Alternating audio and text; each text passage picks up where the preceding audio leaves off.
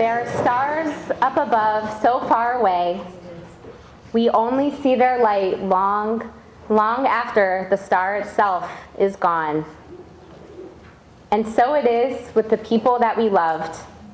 Their memories keep shining ever brightly, though their time with us is done. But the stars that light up the darkest night, these are the lights that guide us. As we live our days, these are the ways that we remember. In Pirkei Avot, the Ethics of the Fathers, Rabbi Shimon said, there are 3 crowns: the crown of Torah, the crown of priesthood, and the crown of royalty. However, the crown of a good name is greater than all of them.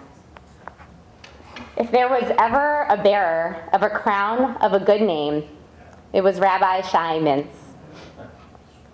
It is with great humility that I stand here this morning to officiate at this memorial service, because I only know Rabbi Mintz by name. For those of you whom I have not yet met, my name is Rabbi Sarah Rich, and I am the new Hillel director. And my family and I moved to Buffalo this summer for this role and had no previous ties to the community. And that means that unlike all of you who have such deep connections to Rabbi Mintz, to those of you for whom he's Shay or he's dad, to me, Rabbi Mintz is a name. And yet, his name is a crown of warmth, of relationships, of love of Judaism and of people and of Israel, a crown of education and leadership and family, a crown of community and of making a difference. It has been so important to people that I understand and know about Rabbi Mintz and the impact that he has had on this community. Each of the stories shared with me has been another jewel in this extraordinary crown. A crown is beautiful not just because of what it is made from, the gold and the silver, or the diamonds and the rubies. It's the way the light shines off of it, the way that it glimmers. That is the purpose of the crown of a good name, that we learn from what made somebody's name so great. If each story of a person is a jewel in the crown, then what we enjoy is the radiance of these stories as we let them touch our hearts and our souls. This is why we gather here today, to remember Rabbi Shay Mintz, to share the stories that are the jewels in his crown, the crown of his name, which is good and which is blessed. For us to be moved together by the radiance of these stories, by the life he lived, and the person that he was. We are grateful to all of you for coming this morning, and want to give a special welcome to Shay's daughter Sharon for representing her siblings and for joining us today. I know that there are others who have traveled from out of town, and we appreciate your coming to Buffalo to honor his memory.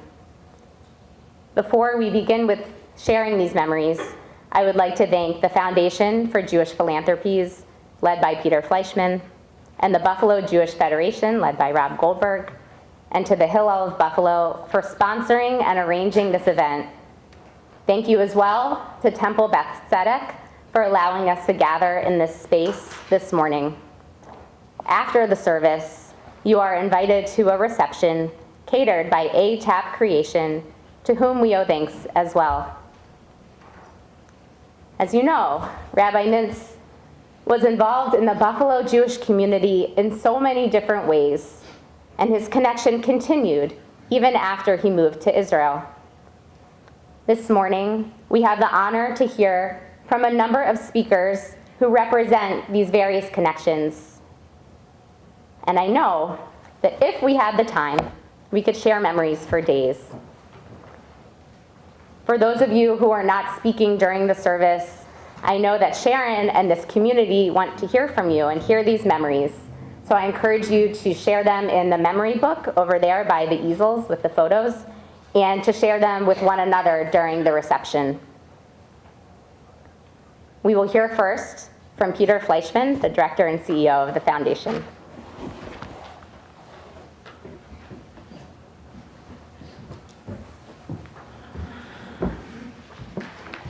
Thank you, Sarah, and I do want to sincerely express my appreciation to you and to my colleague Rob Goldberg for organizing this overdue event. It seems that this does bring a certain, fill a serious unmet need that's been in, I think, all of our hearts for the past several months. To come together as a community to pay our respects and to honor Shay Mintz. Meant so much to so many of us here. And I do realize that this is a solemn and weighty occasion, but why does it feel like a bar mitzvah? Why does it feel like a wedding? Mitch Parker earlier mentioned, he said, well, I wouldn't miss it. It's because it's going to be a happy occasion. Then he thought about it, well, meeting people that I haven't seen. But he was right. This is a happy occasion because of who we're honoring. And his particular character and the way in which he deeply touched, I'm sure, each and every one of us. When Shay died, I had the task of calling my children, Sarah and Simon, one in Montclair, New Jersey, and the other now in Chicago, Illinois. And there was this pause at the end of my sentence, and each one of them immediately said, "Mr. Mintz was so wonderful," and it's true. And they were among his students at Sherry Zedek Religious School, all of whom called him Mr. Mintz before he was Rabbi Mintz to so many of us. Our family connection dates back to those early days in the late 70s and early 80s, but then was continued when they went on to Lakeland, and Centerland and Lakeland, where, of course, Shay was a fixture. And I don't think it's an overstatement for us to say, Eileen and I, as we look back on our kids and their development, that the formation of our children's Jewish identity can be traced, well, of course, to their mother. I have to protect myself on occasions like this, especially since she is in the front row. But certainly can be traced to those formative years where Rabbi Mintz was a presence in the classroom, a presence at camp, at Shabbat. He made them feel Jewish and helped them understand what it means to be Jewish, helped them understand what Israel means to the Jewish people. These were lessons my children learned from Rabbi Mintz, from Mr. Mintz. My relationship with Shay was actually business. My business was the endowment business and the raising fund business. And he always had a full inventory of projects that needed money. So he was at my doorstep on a regular basis. And good for him. Because, frankly, as we look back, he has a lot to show for those efforts over 35, 40 years. Shay, it was our pleasure just this Wednesday night to recognize both Shay and Lila as legacy leaders of our community. And if ever there was an honor that we've ever bestowed as a foundation, the title of legacy leaders applies more aptly to Shay and Lila than to almost any other name I can think of. We honored them because of what they did personally in their own philanthropy, but we also honored them because of what they inspired others to do in such enormous measure. And not just with one project, but with multiple projects. Everything from his precious Jewish Community Book Fair that he poured his heart and soul in, picking books and picking the speakers that were good enough to come to Buffalo. And I love that attitude. Because everybody else, we'll never get him, he'll never want to come. Shay always said, I want to make sure they're good enough for us. And to the Israel Scholarship Fund, he was so committed to the idea of getting our students at their formative years as high school students to Israel. All of those funds burgeoned under his care and feeding.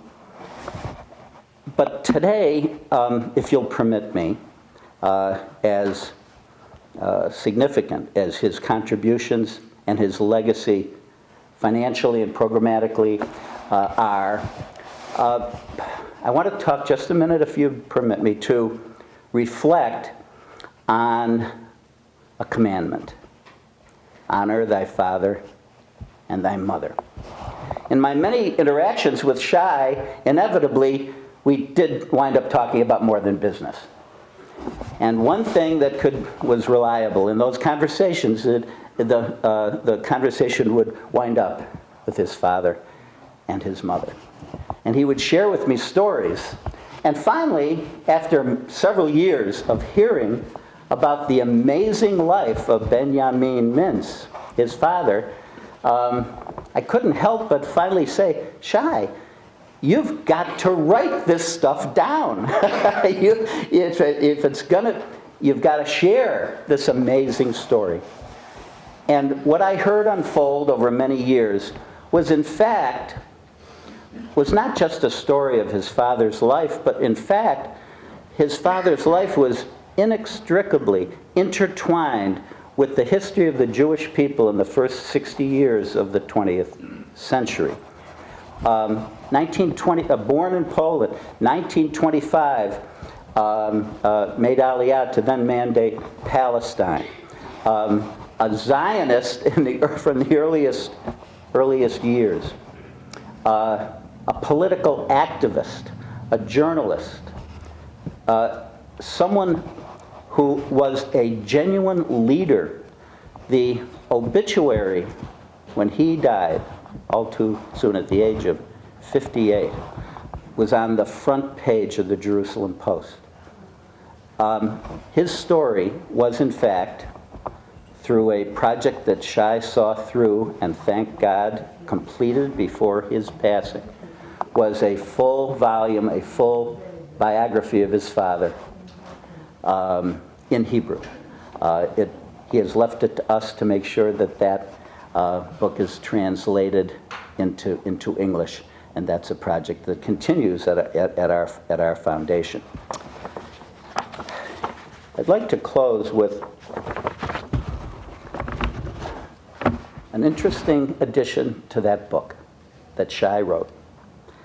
And he asked that it be included, and of course it was. It's called A Letter to My Father. I'm going to read you the first sentence and the last. Throughout the years, dear Father, throughout the years since you were taken from us too early and at the pinnacle of your accomplishments, I have written you letters in my mind on all sorts of topics. It was one of the ways I dealt with your sudden loss. But this is a different kind of letter. He was telling the story of his life. And at the last, he says, in closing, I hope this book will help younger generations to get to know who their grandparents were and the story of their lives. I also hope that this book will bring you joy, mother and father, and it will fulfill the commandment of honoring you, my parents.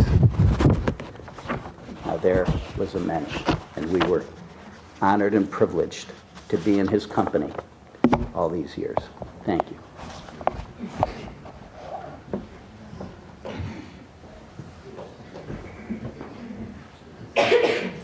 We will now hear from Dr. Jerry Berkowitz.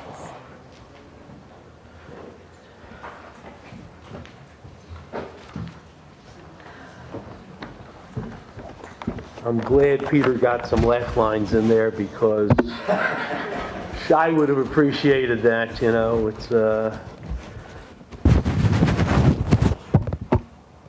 He wouldn't have wanted something somber, you know. So Shay and Lila came to Buffalo in 1970, a year before my late wife Rivka and I did. Shay came to be the educational director at Temple Shaarei Tzedek, where my father-in-law, Rabbi Isaac Klein, Zichronot Tzadik Livracha, was the rabbi. Our families became close friends. During the year, I was having a conversation with my father-in-law when Shay's name came up. My father-in-law said that Shay had received smicha, rabbinic ordination, from the Ger Rebbe. I was amazed, as Shay was known as Mr. Mintz. Getting ordination from the Rabbi of Gur was to me akin to having a Nobel Prize winner as your dissertation advisor or clerking for a Supreme Court justice. I asked Shay why he wasn't using the title rabbi. He responded that my father-in-law, whose depth of knowledge he greatly respected, was the rabbi of the congregation, and he didn't want congregants to come to him with questions that rightfully should have been going to my father-in-law. I was deeply impressed by his choice of title. Upon my father-in-law's retirement, Shay became Rabbi Mintz.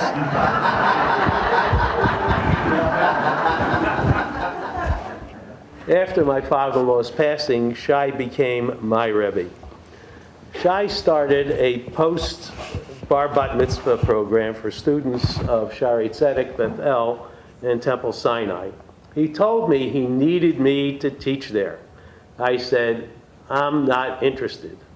Somehow, I found myself teaching at United Junior High. I still don't know how that happened.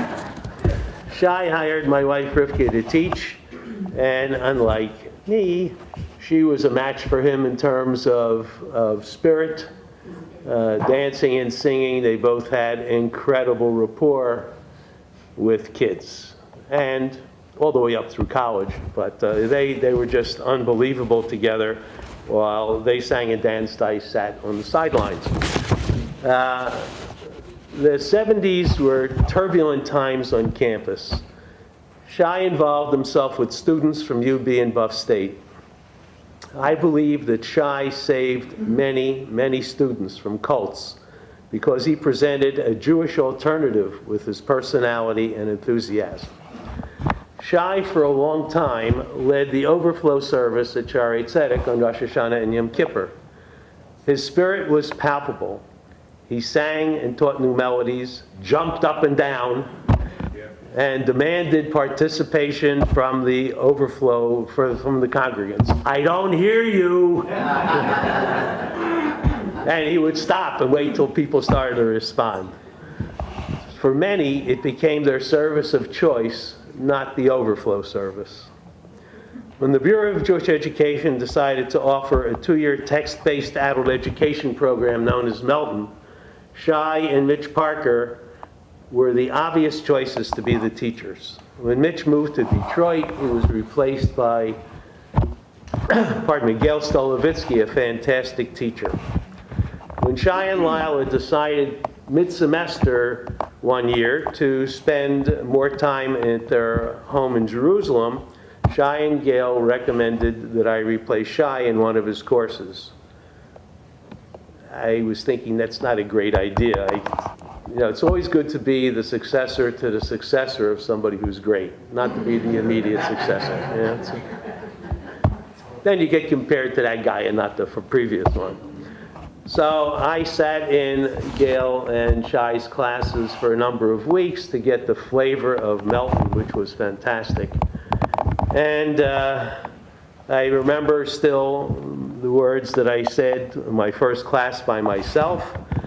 I paraphrased Lloyd Benson in his 1988 vice presidential debate with Dan Quayle. I know Shay Mintz, and I'm no Shay Mintz.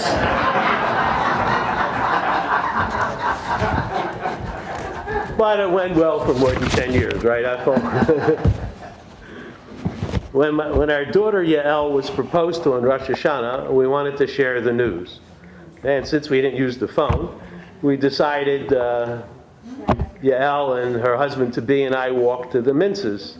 Shay somehow saw us coming. And he met us at the door with a bottle of Arak in one hand and a bottle of scotch in the other. So shy. Rabbi Yisrael Meir Lau, the former chief rabbi of Israel, came to Israel as an 8-year-old concentration camp survivor and orphan. He was Shay's classmate and basically grew up in Shay's house, that house of Rabbi Mintz, the senior. He was Shay's lifelong friend. He visited Shay in the hospital, and he delivered the eulogy at his Shay's funeral, which was a great honor. We know that no one is irreplaceable, but some, because of their charisma, knowledge, and impact, are never fully replaced. Shay was one of those people. Yehi Zichro Baruch, may his memory be for a blessing. Thank you.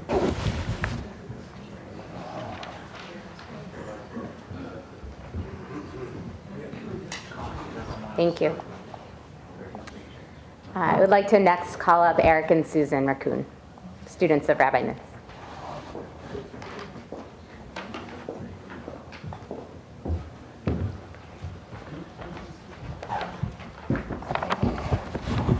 Good morning. It's an honor to be here today, along with my wife Sue, to say a few words about our deep affection for Shay Mintz. My history with Shay goes back over 40 years. I was attending religious school at Temple Sherry Zedek, where Shay, or Mar Mintz, or Mr. Mintz as I knew him then, was the school principal. I got to know him quite well.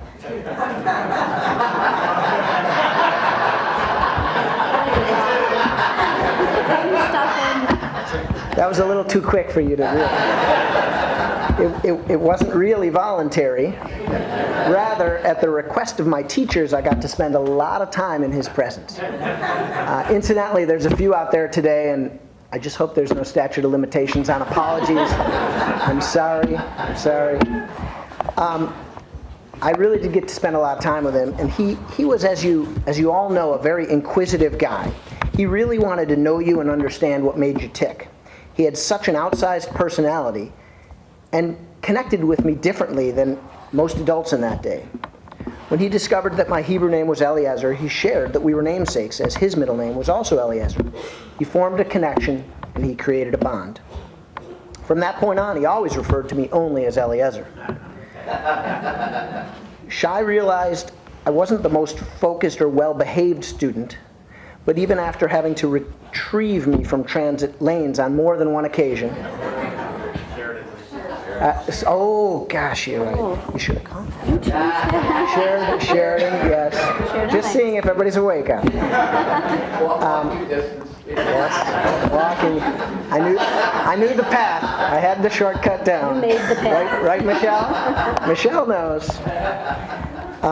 But even after having to retrieve me from Sheridan lanes on more than one occasion, he was never a disciplinarian, but rather a kind and endlessly engaging man. When he learned I was into gymnastics and that I was able to stand on my head for long periods of time, he suggested before one particular Sunday school presentation, you know, the ones where the parents show up and they proudly watch their kids on stage, he suggested I stand on my head and read Hebrew. Sure enough, I stood on my head, someone held the book upside down, and I read prayers. My parents watched proudly, maybe a little puzzled, but Shay sort of looked over and flashed his infectious smile at me, and the bond deepened. Through the time of my bar mitzvah, I continued to attend Hebrew school, continued to spend an inordinate amount of time in Shay's office, and continued to connect with a very special man. Several years later, I was able to join a group led by Shay on one of his Israel summer tours. Jonathan Bernstein was on that trip as well. Our travels throughout Israel were done by car with Shay at the wheel. One day, while north of Haifa near the Lebanon border, Shay got lost. Or so we thought. We drove up to a checkpoint and heavily armed security guards surrounded our vehicle. Shay got out and shared some words while we four naive American boys sat terrified in the car.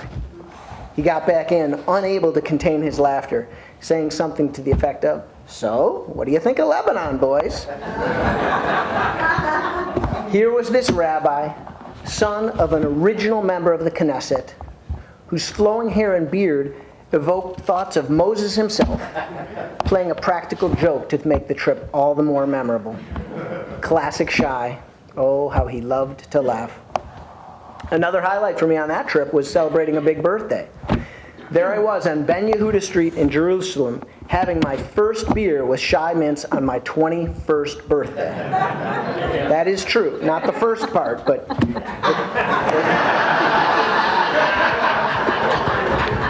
How cool is that? 21st. True. Fast forward several years when I proposed to the love of my life and future wife, Sue. She wanted to convert to Judaism, so naturally we turned to Shay to oversee the conversion process. For nearly a year, we would spend a few hours every Tuesday night at Shay and Lila's home, while Sue learned about our religion, culture, and traditions, and I learned quite a bit too, not having attended many classes during my school years. Sue got to know Shay herself and experienced this caring, gregarious, and generous person. Shay drove us to Rochester for Sue's conversion mikveh. Big boat of a car, all three of us in the front seat. He insisted. He arranged for her Beit Din.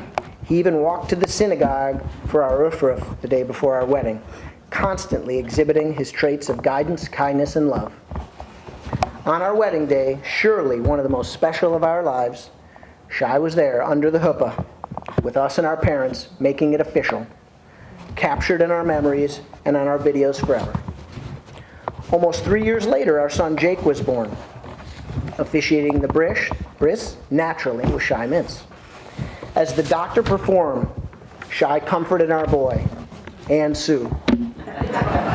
He also showed it's okay to dab a little wine on gauze and into the mouth to numb the screaming baby. Shay, always teaching. Jake napped really well that day. Lots of wine. Lots of wine. 12 years later, on another trip to Israel to celebrate with family our nephew Ben's bar mitzvah, Shay was again part of the festivities, leading us to the top of Masada and officiating the service. Another incredibly memorable day and another connection with Shay and our family. My second trip to the Jewish homeland and the second in which Shay played a central role. In fact, as I was reflecting and preparing this collection of thoughts, I couldn't believe that through all these special life events, Shay kept popping up throughout. It's like he's Forrest Gump. He was everywhere. He was everywhere. Our last visit was in his hospital room. Despite being weak, terribly thin, and barely able to speak above a whisper, he instantly recognized us as we walked through the door. His infectious smile reappeared as he clasped Sue's cheeks in his hands, and said, as he always did, "Sue's alive." And of course, he wanted to hear about us and our lives, not wanting to dwell on his situation. Always about others. Typical Shay. Shay Mintz had a profound impact on multiple generations of Buffalo's Jewish community. He enriched the lives of others and left an enduring legacy. A scholar, teacher, and friend, a leader, mentor, and namesake. He lived a noble and notable life. Sue and I are so fortunate and grateful. He was an integral part of ours. Thank you.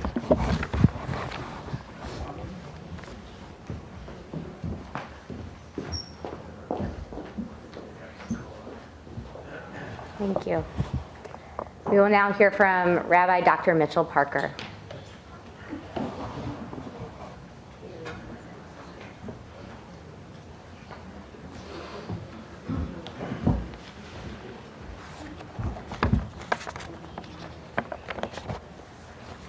Morning. It's nice to be home, and it's also nice to be able to share memories of Shay with all of you. We had not lived in Buffalo now for over 17 years, but like all of you here, Cheryl and I miss Shay tremendously. not to be able to call him and hear him say on the telephone, "Shalom, good afternoon," is very difficult. Shay was my friend, my boss, my mentor, my colleague, my sounding board, my spiritual leader, and in some ways, my surrogate Buffalo-based father. Shay Mintz was the very first person I talked to when I arrived in Buffalo as a new graduate student in August of 1972. I randomly called Shaarei Tzedek looking for a part-time job. Shay picked up the phone and asked me my name. I said, Mitchell Parker. There was a brief hesitation. Shay responded, Mitchell Parker, are you sure you're Jewish? That was the beginning of a wonderful relationship spanning 5 decades. I lived in Shay's basement during my first weeks in Buffalo. Shay was my boss at Shaarei Tzedek. He and Lila often invited us to their home for meals. Shay created our ketubah. He was present at the bris and the simchat bat of our son and daughter. He attended their bar and bat mitzvahs. We spent 2 wonderful weeks on an Israel trip led by Shay. Shay and Lila invited the Mary, Jonathan, and Rena to their Jerusalem home. 5 years ago, even though Shay was already beginning to slow down, he made his way to Silver Spring, Maryland to both attend and speak at Ilana and Ben's wedding. 2 weeks ago, when I was talking to Harvey Arbesman about the memorial service and my difficulty saying goodbye, Harvey agreed, commenting that Shay was my role model, that I tried to be like Shay. And if that is true, I could not have chosen a better person. Shay Mintz was an educator par excellence. At Shaarei Tzedek, he created a religious school that was inclusive, engaging, and informative. He was an early advocate of experiential education. Even today, as you just heard, his former students talk about their fond memories, maybe not so fond memories, of religious school experience, something I can tell you that does not normally happen to most religious school students. Shay Mintz was a charismatic spiritual leader. While I never had the opportunity to attend any of his high holiday services, Cheryl and I were active participants in a monthly chavurah comprised of people in the neighborhood, members of many different synagogues. While we enjoyed the camaraderie and the good food, Shay was always the main draw. His fervent davening, his meaningful, interactive, and often funny divrei Torah were the highlights each time that we met. Shay Mintz was a good friend and a colleague. I always knew that I could share my thoughts and concerns with Shay. I always knew that he would give me an honest answer whether I wanted to hear it or not. Shay lent us his sukkah when he and Lila were in Israel. He developed a special relationship with our children. We participated in his family events. Shay, Michael Hyman, and I met weekly during my last few years in Buffalo to study Talmud in his home around the kitchen, and he'd bring us a little cup of tea and we would study some Talmud. Our evenings were spent reviewing the intricacies of the text mixed with discussions of Buffalo Jewish politics. I was never sure which we'd spend more of, but that's what we did. Shay strongly supported my decision to become a rabbi. I never ceased to be amazed how good Shay was at remembering people's names. Not only their English names, but their Hebrew names as well. Shay never made a mistake. Shay was a loving father and husband. Shay was so proud first of his children's accomplishments and later of those of his grandchildren. He was equally concerned with both their ups and their downs. I look forward to hearing his stories of his interactions with them. Shay was devoted to Lila. She was his life partner, and their love for each other was indicated in everything they did. The last time I saw Shay, when he was in the nursing home in Amherst, he seemed to know everyone there. Each person had a smile for him and an anecdote to share. It happened to be Valentine's Day, and it turned out also to be Lila's birthday. I didn't recognize Lila at first. She was wheeled up to the lunch table next to Shay. He wished her a happy birthday, gave her a birthday cookie, helped her blow out the candles, and spoke with her and interacted with her verbally and non-verbally in the same devoted and tender terms that I had first witnessed over 40 years before. I think about Shay every morning. Right before we rise at the Shacharit Amida is the Hebrew phrase, Tzur Yisrael Kuma Be'ezrat Yisrael. Rock of Israel, rise to assist Israel.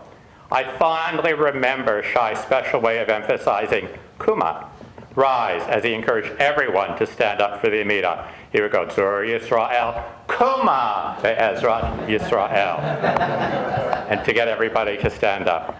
Every morning, Shai's voice is in my head, reminding me to stand up and to get my day going. Cheryl and I miss Shay very much.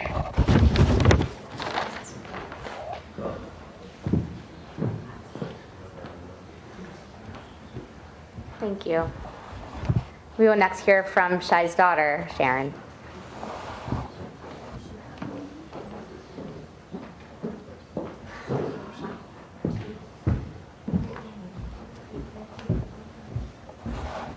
Good morning. Well, I feel grateful today to have family and friends from the Buffalo community, a number who traveled from other states, to be here to memorialize and celebrate my father's life.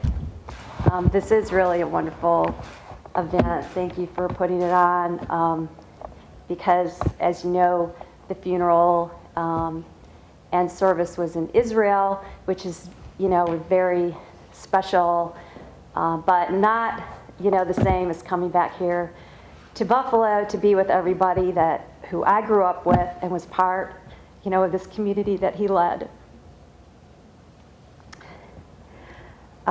And we are hearing the stories today from 4 decades of teaching, leading, and learning, the impact he had on multiple generations. And I know that everybody in this room has wonderful words and stories they could share. I grew up in a home that provided me with a deep Jewish education that fuels me throughout my life. My father once told me that we should be able to walk into any service in the world and feel comfortable. And with the education he provided, I think about that and I appreciate it wherever I go. And of course, at certain parts of the service, just like many of my contemporaries who already referenced the Mincha and United Jewish High, I was impacted by that in that same way as well. So I was impacted both as a student, the same as many of you, as well as a daughter. And in fact, Mitchell, you referenced the very phrase that I remember the most sitting in those Mincha services, which is my father walking through the aisles of United Jewish High waving, Kuma Yisrael, Kuma Kuma. And to this day, I'm sure I'm not alone in jumping when that part of the service, jumping to my feet when that part of the service comes. So I recently thought about why I particularly love certain Jewish services that in fact span across the Reform, Conservative, and Orthodox, because I do find that I am comfortable in really any service that I attend. And I realized that the common thread for me is the music. My mother was a music major, and she played beautiful piano before she lost her vision. I remember going to sleep to her playing Clair de Lune and other music. My father, I would describe as he really brought music in the broad sense into our home. The creativity, energy, and culture that he brought into our lives. Very much rich in the cultural arts. I'm thrilled to have Ruthie Merlin here, who I haven't seen yet, but I know that she's here, to sing from Tehillim, because I remember growing up with Ruthie at the piano in our home, and people coming in and singing at parties, often from my mother, holidays and simchas. So lots of gatherings, social, and, people coming together in our home. I'm also extremely grateful for the last few years of my father's life when I was able to go to Jerusalem on my own with my children now grown for Rosh Hashanah and spend the holiday with him. And I pushed him in his wheelchair to their shul yakar. Really the first times, maybe once I went over the years, but this time several years in a row, where I was immersed in the prayers to beautiful melodies by Shlomo Carlebach, and a congregation who sings B'kol Ram, everyone with a full voice. The separation of the men and the women only added to the beauty, and the women gathered around me behind the mechitza as I said Kaddish for my mother. And as I sat there, I really thought about my mother and felt what she, was like for her without vision to sit behind the mechitza. And I realized how much she must have loved that service. My father brought a cultural richness to her life that stimulated and sustained her. And she, in return, provided wisdom, intellect, and beauty that he never stopped cherishing. So not surprisingly, once I came within 10 yards of the shul, people rushed out to take my father from me and usher him into the service. Wherever I went with him over these last years of his physical decline, I witnessed how he drew people in. And, he was in the hospital here at Buffalo General only a few weeks. I would come in and the nurses, the administrative staff, something that was just typical was anybody from, the worker for a few hours a day at all roles and levels would tell me what a wonderful and special man he was. The constancy of this was really, truly phenomenal wherever I went with him. This is a good segue, in fact, to some words written by my cousin, Reed Simmons, who chose, and I've heard this theme already several times this morning, but Reed chose to speak of kesher, connection, as he thought of my father. The Simmons family, as most of you know, are cousins on my mother's side and are from Buffalo. We grew up together here. And most of the family now resides in Jerusalem, and Reed is currently in D.C. And Reed wrote that he was thinking of a way to describe all the many facets of my father's remarkable life, and he thought of the word kesher, connection. Reed wrote, Shay embodied many kshirim, not the least of which were his connections with people, Judaism, and Israel. Shay's ability to connect with people, and I've heard this theme also this morning, on a deep personal level was legendary. He was an amazing listener and had an outstanding memory of people and their life stories. Reed wrote that whenever he would return to Buffalo, my dad would come up to him smiling with those intense eyes shining and say, Nu Ruvain, Mani Shema, what's new? He would want to hear details about his schooling, job, family, and trips to Israel. He wrote, Shay was always trying to make connections between others. Oh, you're in Pittsburgh now, you should meet so-and-so. And he always made you feel as you were the most important person to him. And when he was talking to you, you probably were. As deep, if not deeper, were Shay's connections with Judaism, Reed writes. He lived in it fully and joyously and helped several generations of grade school, high school, and college students feel it too. Reed also taught for a short time at Shaarei Tzedek's religious school, and he wrote, I saw firsthand how Shay would instill love of Judaism in the students through his infectious enthusiasm and the sheer force of his personality. And while the religion was important to him, so too were the cultural aspects of Judaism. For example, for years after he graduated from UB, my father informed him would inform him how the Ari, I guess UB's Jewish student newspaper, was doing, since Reed had been an editor. And he noted that my dad was just proud of the work to keep the paper going for decades after, to inspire students to work to inform others of both local and global issues related to Judaism. Last but certainly not least was Shay's connection to his birthplace, Israel. He and Lila spent many years traveling between Buffalo and Israel, making it their second home. And Reed wrote, "I'm so glad that he was able to finish his biography of his esteemed father before he died. It is also so fitting that he and Lila are buried in Israel, just up the road from Reed's father, my cousin. They will always be home, and it will be comforting to visit him.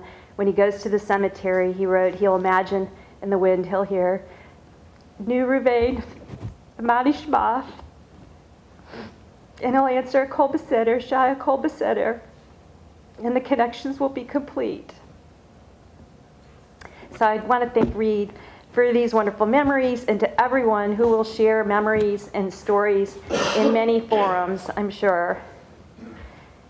Although it's still hardly real that he's no longer with us, I miss him on many occasions, particularly when I want to pick up the phone and ask him a question to pull from his deep well of knowledge.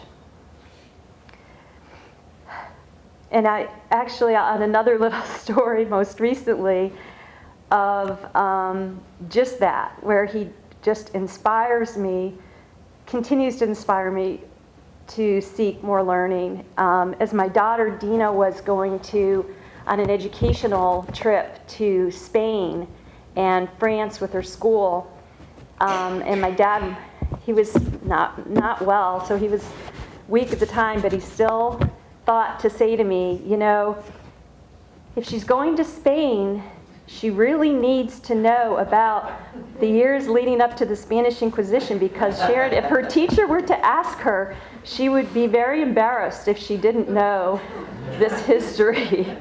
And of course I thought to myself, you know, I think I better brush up on my history of 15th century Spain and leading up to the Spanish. And sure enough, I Googled and I found a couple books. I found a wonderful book that I was able to read before her trip and then before my subsequent trip to Spain, and you know, for further learning. So I will, you know, that it is a loss to all of us.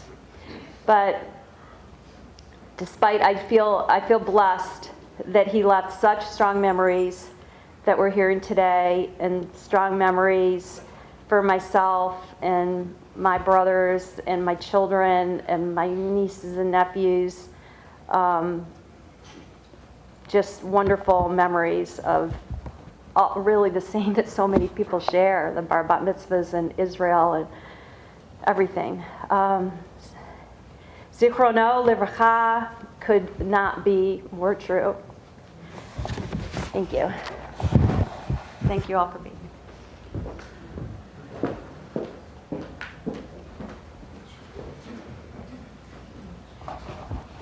Thank you so much, Sharon. And it's a reminder that there are so many ways to honor his memory, and one is to just pick one thing to learn a little bit more about it because he loved education, or one person to reconnect with because he cared so much about those connections.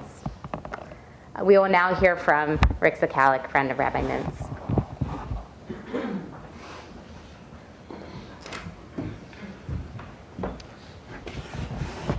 Good morning. I'm surprised to realize that I've known Shay for about 40 years, like many of the rest of you. And my stories aren't all that different, but they come from both personal and professional places. On a personal level, I was involved with Hillel a long time ago, and so I knew Shay from that. When I got married and we had kids, Shay was very involved in our kids' lives, especially my younger son, who Shay presided over his bris, his upshernish, and then his bar mitzvah in Israel, where we spent a few days at the Dead Sea. Shay and Lila came, and we had a wonderful time. We spent time in Israel another time with Shay, visiting him and going out to a restaurant and spending an afternoon with Shay and Lila. And that was another wonderful set of experiences. At Shay's 70th birthday party, we had a great time at his house, and then later, when it was more difficult for Shay, we would make Shabbat dinner and bring it over, and we'd have a magnificent table that was set perfectly. China all perfectly lined up, silverware perfectly lined up, and nobody was allowed to touch the dishes. These were Lila's dishes, and he couldn't fathom the idea that any of them would ever get chipped or be mishandled. And it was really a wonderful thing. On a professional level, I run the JCC, and our gratitude for all the work that Shay did with the JCC is really endless. And that goes to Camp Centerland and Camp Lakeland, and Shay provided the vehicles that fund our book and arts fair, because of course the book was most important to Shay.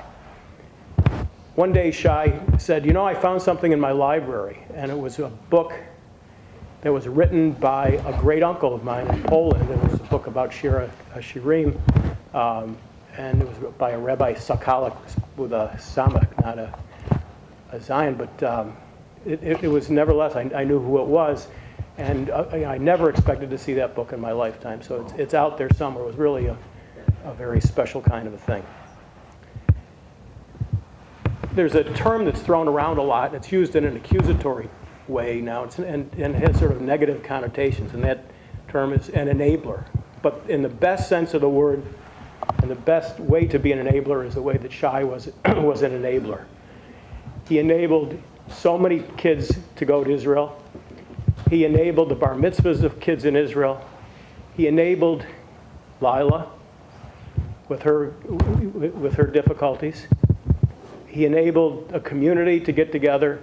He enabled a group of guys that I used to get together with once a month, and we would meet and we would talk about something Jewish. We'd read a book, or we'd read an article, or we'd read something from the Parsha of the week, and we had a lot of fun. There were we went on a boat. We remember sitting on the boat, David Bunis's boat. It was a houseboat, and we'd go down the river talking about Torah. And there were just so many wonderful things. And this wonderful enabler is somebody that we really need to remember very well. I remember him every morning. When I walk into my office, if you've ever been in my office, there's a big placket with a beautiful picture that was taken on Masada when my younger son was bar mitzvah. And Shay was the rabbi, and Shay is there holding up a cell phone. It was my wife who was in Buffalo, who couldn't come with. So it was about 3 o'clock in the morning, 2 o'clock in the morning here. It was 8 o'clock in the morning at Masada, and it was already 100 degrees. But there was Shay with holding the cell phone up so my wife could listen, and my son and myself were in tefillin, reading Torah, and we had about 40 of my Israeli family members there, and Shay enabled that. So it's with tremendous gratitude. And there's one other picture that I remember that I just want to mention this. If you've been to the Beit HaTfutzot, the Museum of the Diaspora, I don't know if it still exists, but they used to have a slide projector from above, and it would flash pictures of Jews from throughout the world. And I remember standing there waiting once, and I was watching the pictures, and all of a sudden, there was Shay, full face. Big beard, big white hair, unmistakable. And Shay was one of those great Jews who represent Jews of the world, and it was a very exciting thing to see. So we too will miss Shay. There's a void in leadership, but there's so much that we've all learned from him, whether it was about Torah, whether it was about talking to people, whether it was about making people feel welcome and important, being called Bubby. You know, when Shay would call him, say, "Hello, Bubby," and we'll miss that very much. And I'm full of gratitude for the time and the 40 years of experience of knowing Shay. Thank you.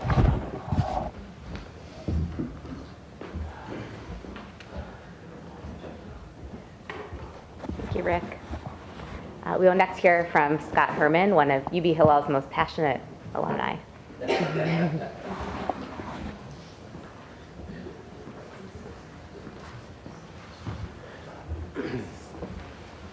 Morning. I'm going to stick to my script a little bit, and I'll go off script afterwards. So the word nexus is defined as a connection or a series of connections that links two or more things. Rabbi Mintz was a nexus. He was a force that brought together so many people in this community From being the principal at Shay to the Hillel organizer, few people had more influence in supporting the Buffalo Jewish community than Rabbi Mintz. I moved here in 1979. I was 9 years old, and I remember Mr. Mintz so clearly from that time. He was always friendly and not only knew your English name, but your Hebrew name as well, and made me feel so special when he'd say, "Shalom Pinchas, how are you?" and seemed to know everything about my life and all the people that I knew. He was a walking encyclopedia of Jewish geography. Even though he was a rabbi, he wanted to be called Mr. Mintz so that it was not confusing to the other rabbi at the shul. And Shay was not a glory hound. Most of the miracles that he performed were so personal. Not many people saw them. When I went to UB, he was in charge of the Hillel there, and I felt instantly at home. And how could I not? With the guy that was running it was like another grandfather to me. At Hillel, he went by Rabbi Mintz, but because of our close relationship, he became Shay to me. Those of you who know me well know that I'm not the most religious person. So what drew me to the Hillel services every week? It was the atmosphere that he created. And when you were in a group of friends praying and singing together, it's a feeling that's difficult to replicate. I'll stop and go off script for a moment. My son, Charles, did his first USY convention this weekend. And was anybody else at Shay Tzedek on Saturday morning? Okay, so you know the feeling that you got there from all those kids coming together and dancing and singing, and it felt like such a close-knit bond. I experienced that when I was in USY, and then through Shay, I experienced that again through Hillel. It's a difficult thing to replicate. Shay services drew people in, and the tunes that he used were very catchy. And if he didn't get an amen in the right place or loud enough, he would repeat the phrase with a tone that you knew that he was expecting something from you. And he always got an emphatic response. He included enough English in his service so that even if you didn't speak Hebrew, you understood what was going on. And he made sure to include everyone. And he would do the most important prayers in both languages. But it did not add time to the services because his pace was fast and lively. My wife and I, Renee, met at Hillel, and that's a longer story than I can tell here. When we got married, we had Shay perform the wedding, and we made a whole weekend of it. And one of the best parts of that weekend is when Shay did a Friday night service for us at the hotel. And having so many of our friends and family around us was so special and magical.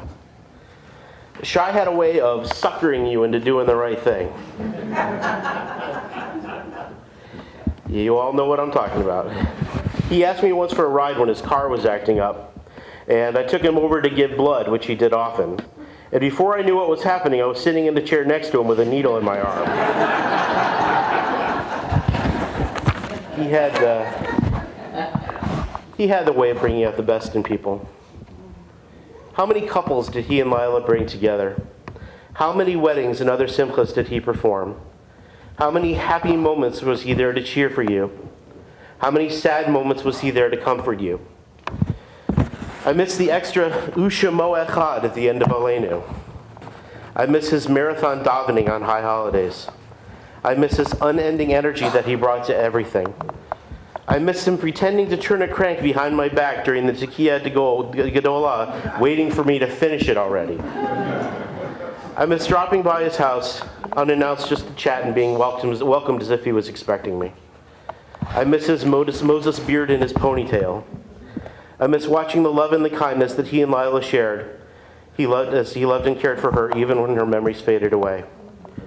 Rest in heaven, my friend, and let us all say, Amen. So now I'll go off script for a moment. So you notice a lot of what I said was very repetitive from other people because we all had the same experiences with Shay.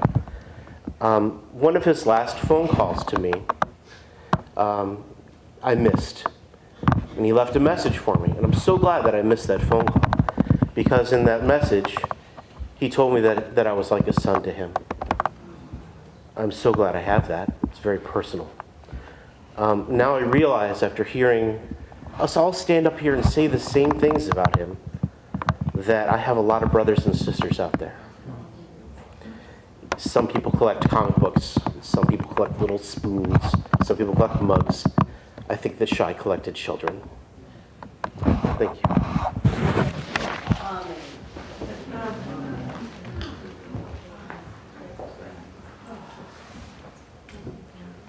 The last speaker we'll hear from this morning is Susan Schwartz, a colleague and friend of Rabbi Mintz.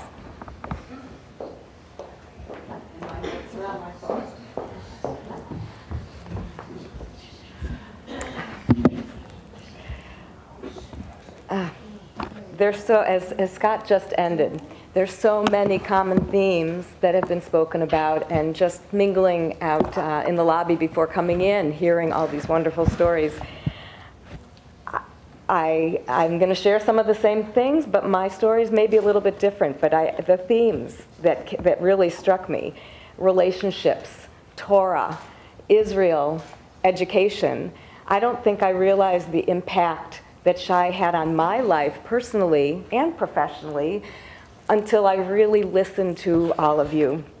And the other word that really came through to me was gratitude.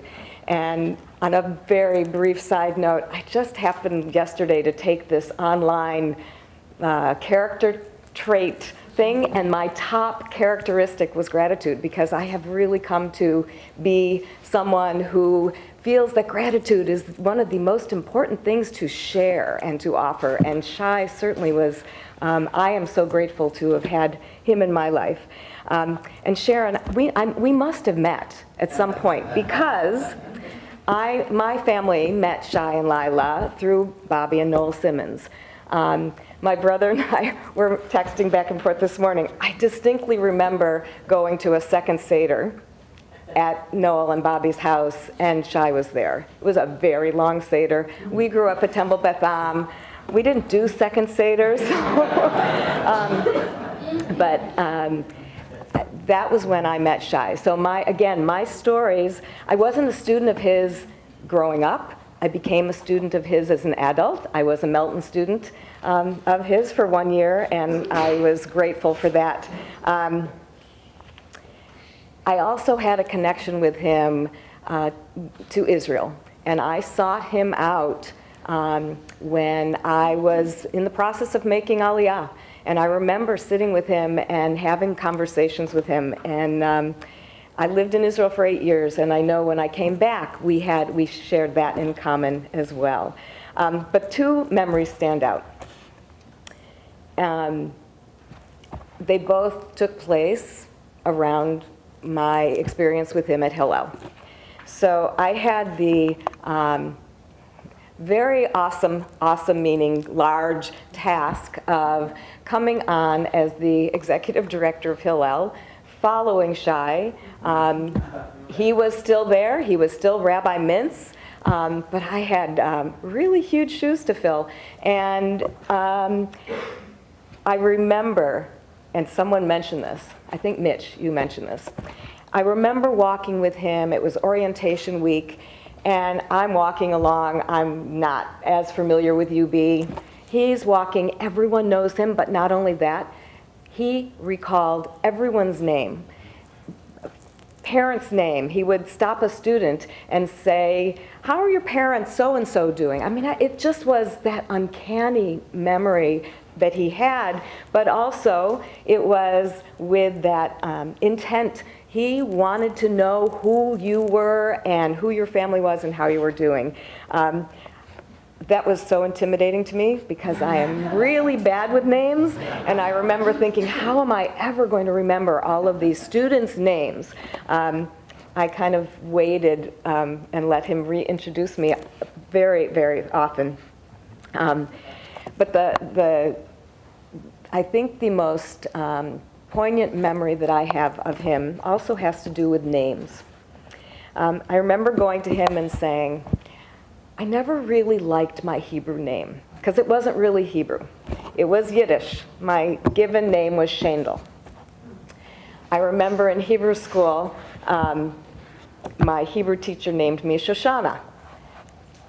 didn't know if I really liked that one either. I went to Israel. I lived in Israel for 8 years. I never had a Hebrew name there. My former brother-in-law called me Shosh, but mostly they called me Susie. And for those of you that knew me growing up as Sue Goldberg, I was never a Susie. I sat with him and I said, you know, my mother told me that I was named for my grandmother, whose name was Sarah.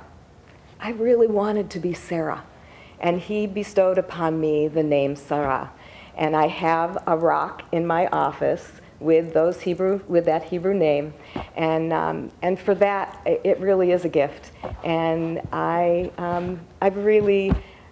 miss his presence because he was a presence in our community. And again, my experiences were not from when I was a child in his religious school. But I can tell you, as a principal of a religious school, I had many students like Eric in my office, maybe your son included.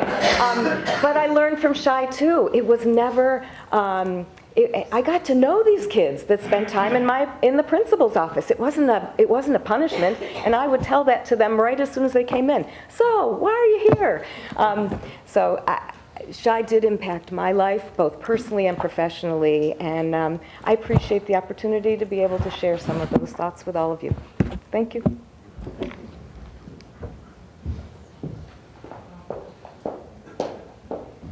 Thank you, Susan. So we know that music was something that Shay was so passionate about, and a way that he could express himself and help communities express themselves. So we're delighted and honored this morning to have his dear friend, Ruth Merlin, to sing for us, with us.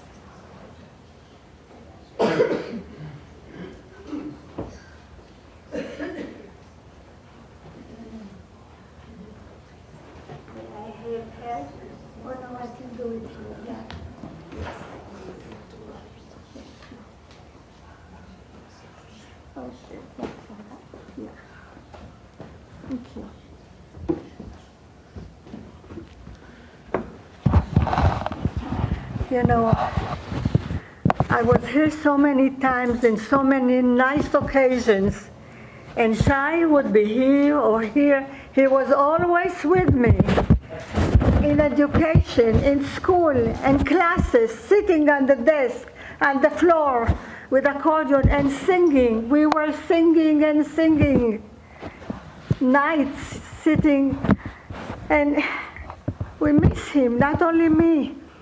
The whole bunch of us, part of them in Israel, part of them here. But he would stand here and say, "Take it easy, Ruthie, take it easy." He feels that I'm a little bit nervous. Or just shake his hand from far. And it's not only me. Anybody that I talk with them over there, they miss him. We miss him. In education, in school, in everything. But that's it. So I prepared here, from the Tefillin. I'll just take one hearing aid.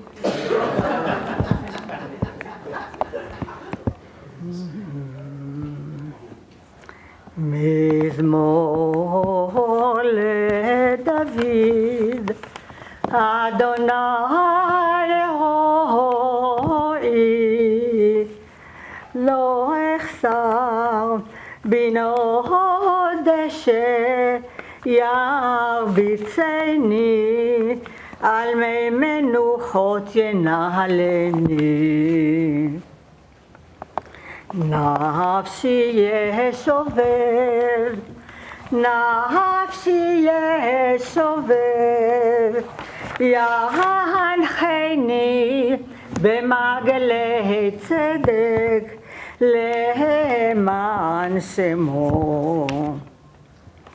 גם כי אלך בגיא צר מוות, לא אירא רע, כי אתה עמדי, שבטך ומשענתך, שבטך ומשענתך, הנה ינחמוני. תערוך לפני שולחן, תערוך לפני שולחן, תערוך לפני שולחן, נגד צהרי, דשנת בשמן ראשי, דשנת בשמן ראשי, דשנת בשמן ראשי, כוסי רוויה, אך טוב החסד ירדפוני, ירדפוני כל ימי חיי, ושבתי בבית אדוני, ושבתי בבית אדוני לאורך ימים. שלום שי.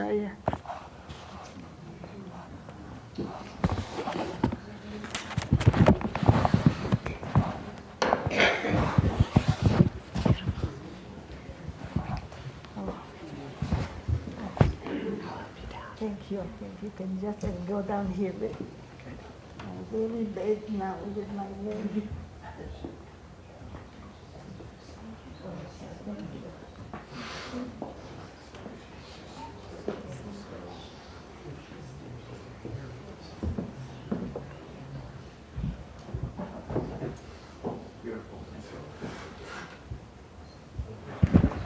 We rise now for El Malei Rachamim, the memorial prayer.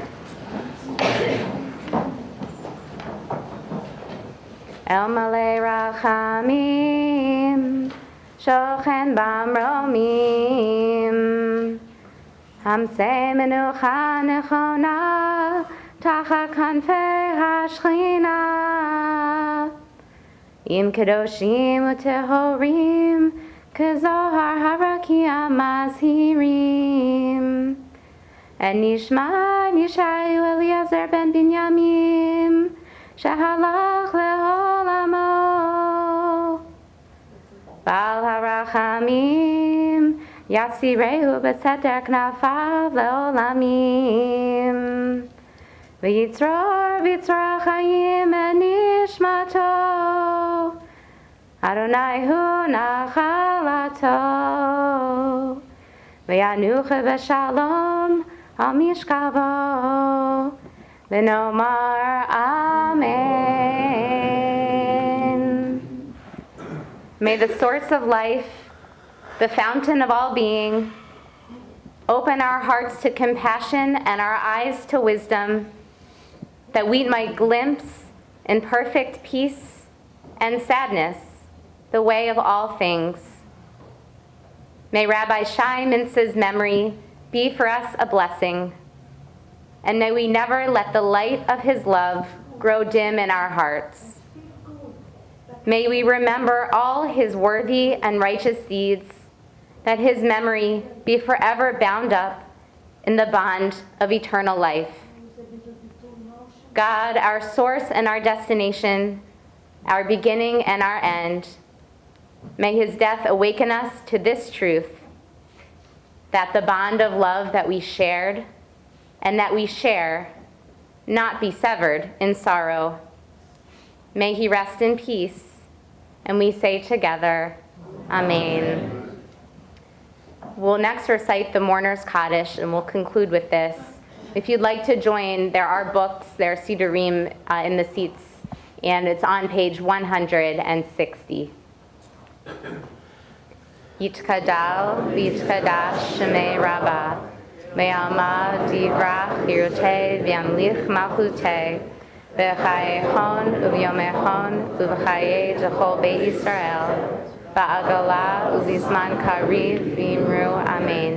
Yehei shemei Rabba mivarach le'olam u'lamei almaya. Yitbarach, V'yishtabach, V'yitpa'ar, V'yitromam, V'yitnaseh, V'yitadar, V'yitaleh, V'yitalal, Shemei, Dekudasha, B'richu. Le'elam min kol birchata v'shirata, tush v'chata v'nechamata, da'amiran v'yama v'imru amen. Yehi shlama rabba mishamaya, v'chaim aleinu v'al kol Yisrael v'imru amen. Oseh shalom b'mromav, hu ya'aseh shalom, aleinu v'al kol Yisrael v'imru amen. May his memory be for us an eternal blessing.